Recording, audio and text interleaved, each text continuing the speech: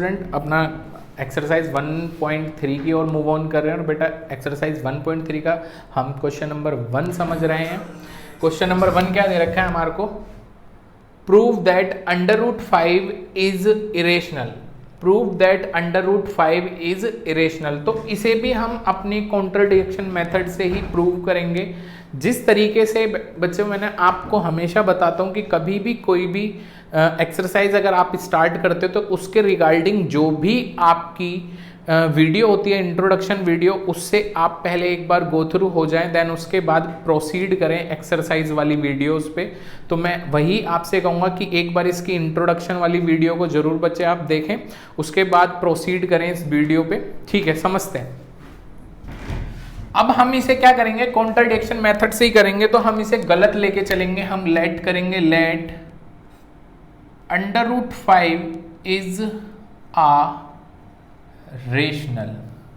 अब रेशनल है तो आपको पता है उसे P/Q की फॉर्म में लिखा जा सकता है, और P/Q की फॉर्म में लिखा जा सकता है तो आपको पता है वेयर, जहां P एंड Q आर को प्राइम,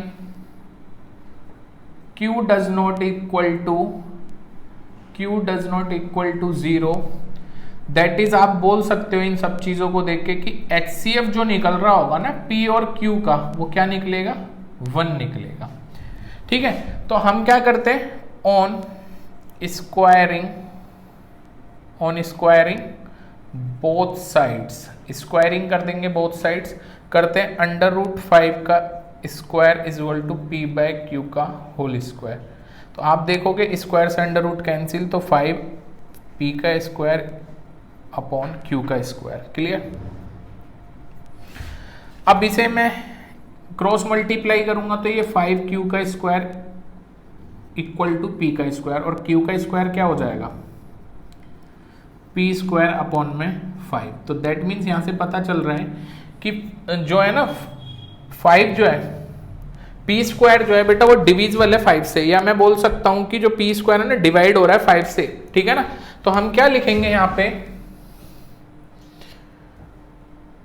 कि Q स्क्वायर जो है ना हमारा, यहाँ पे जो हमारा P स्क्वायर है, P स्क्वायर क्या है, लिखेंगे P square is divisible by 5। सो आप बोलोगे क्या, P is also divisible by 5। और बेटा मैं आपको बताऊं ना, इसमें एक थ्योरम थी हमारे, अगर आप चाहो तो उस थ्योरम को लिख भी सकते हो, अदरवाइज ऐसे भी चल जाएगा। P is also divisible by 5।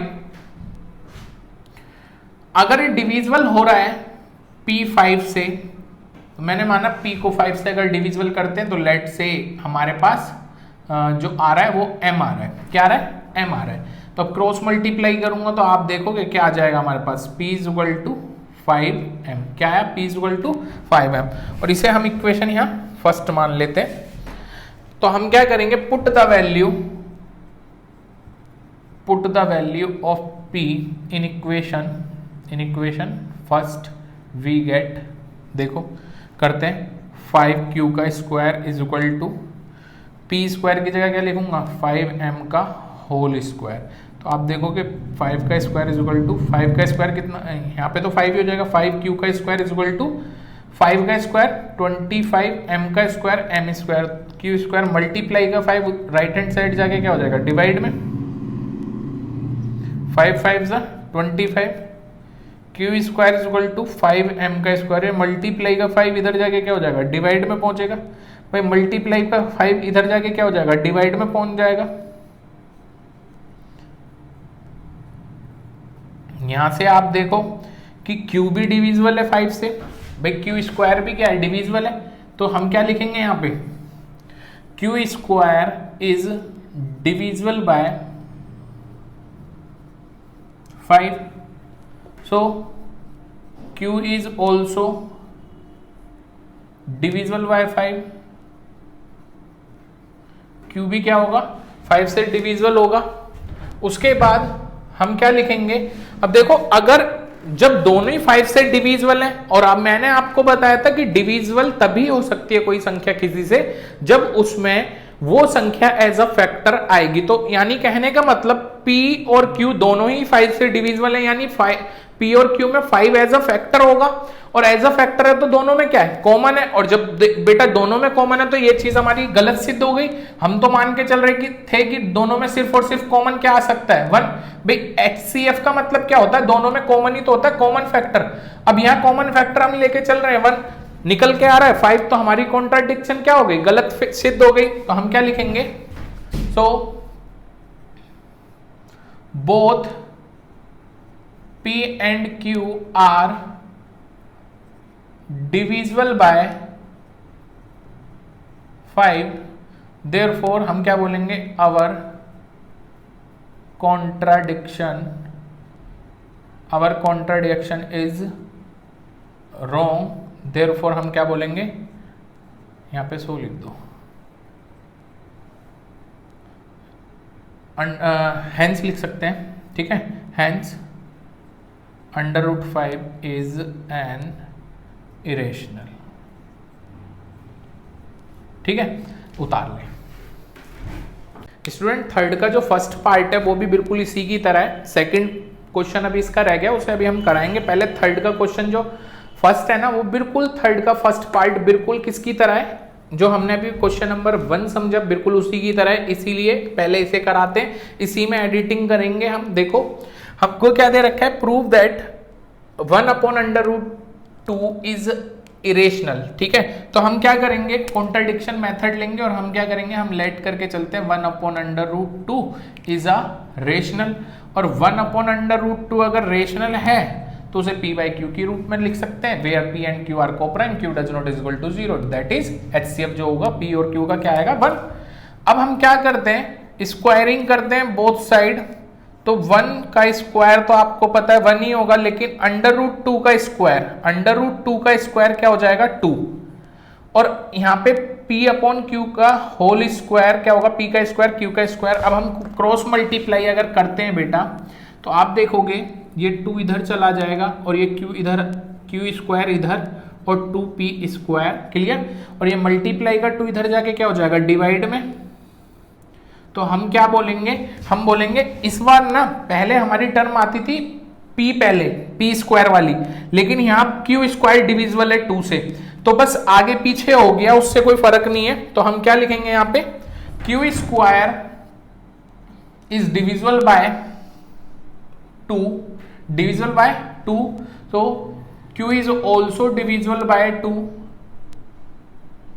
तो हमने क्या करा, p को अगर 2 से डिविजिबल करके से लेट हमने मान लिया, लेट से कि m आएगा, और m आएगा तो इसे मैं क्या लिखूंगा, p is equal to 2m, put the value of p, जो भी आया उसको हमने किस में पुट करा, जो हमारी इक्वेशन फर्स्ट थी ना उसमें हमने पुट कर दिया। अब उसमें अगर हम पुट करेंगे तो देखो यहां थोड़ा चेंज हो जाएगा,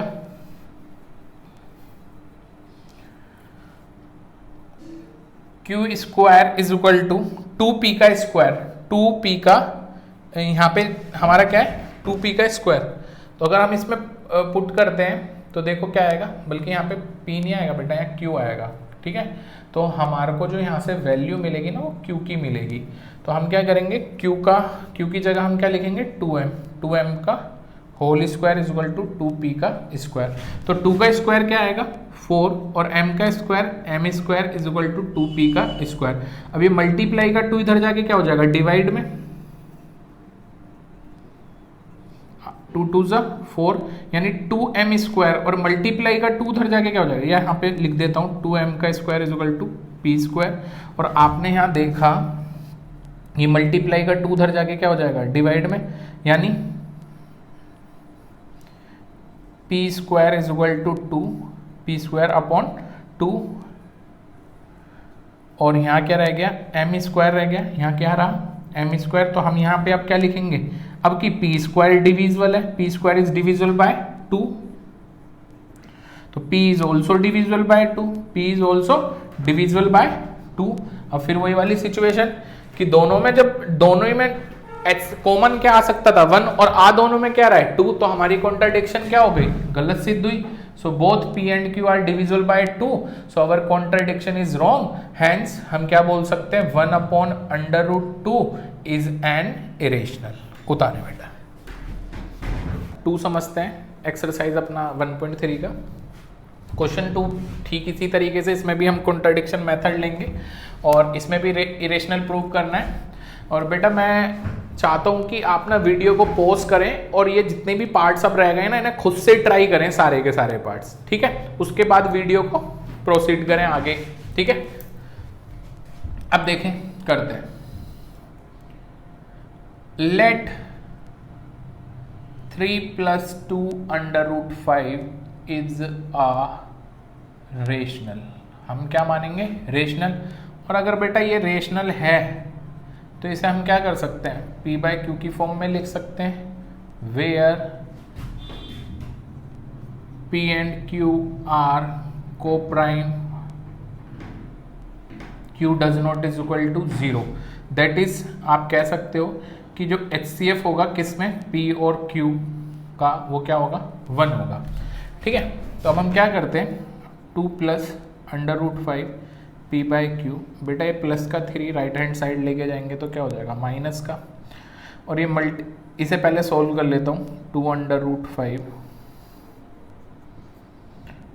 तो आप देखोगे ये क्या आएगा, एलसीएम लेंगे Q, P - 3Q, और ये मल्टीप्लाई का 2 उधर जाके क्या हो जाएगा? डिवाइड में। तो इसे हम क्या लिखेंगे? √5 P - 3Q अपॉन में 2Q। क्लियर? यही है। अब देखें, आपको पता है ये क्या है? ये रेशनल है। कैसे रेशनल है बेटा? P, आपको पता है P और Q को मैंने क्या माना था? रेशनल माना था। अब रेशनल की जो भी रेशनल नंबर से अगर मल्टीप्लाई करेंगे तो भी रेशनल ही आएगा। तो ये पूरी जो टर्म है ये कैसी आ गई? ये पूरी ये रेशनल आ गई। और रेशनल किसके इक्वल है?